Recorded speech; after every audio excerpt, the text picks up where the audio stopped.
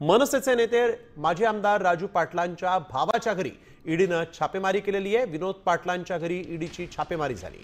डोंबिवलीतील पलावामध्ये ईडीने ही कारवाई केलेली आहे। लोढा ग्रुपमध्ये भ्रष्टाचाराचा आरोप आहे आणि आपण बघतोय यावेळेस विनोद पाटील यांच्या घरी ईडीने छापेमारी केलेली आहे। मनसेचे नेते आहेत राजू पाटील, माजी आमदार होते राजू पाटील आणि त्यांच्या भावाच्या घरी ईडीने छापा टाकलेला आहे आणि आता इथं चौकशी सुरू झालेली आहे। विनोद पाटलांच्या घरी ईडीने छापेमारी केलेली आहे। विनोद पाटील हे डोंबिवलीतल्या पलावामध्ये राहतात आणि त्याच घरी ईडीने छापेमारी केलेली आहे, कारवाई केली आहे। लोढा ग्रुपमध्ये भ्रष्टाचाराचा आरोप आहे आणि त्या प्रकरणी चौकशी संदर्भात मनसे नेते राजू पाटलांच्या भावाच्या घरी ईडीची ही छापेमारी झालेली आहे।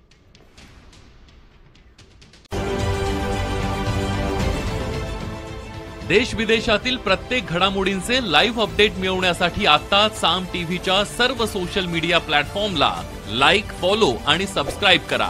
तसंच सर्व नोटिफिकेशनसाठी बेल आयकॉन प्रेस करायला विसरू नका।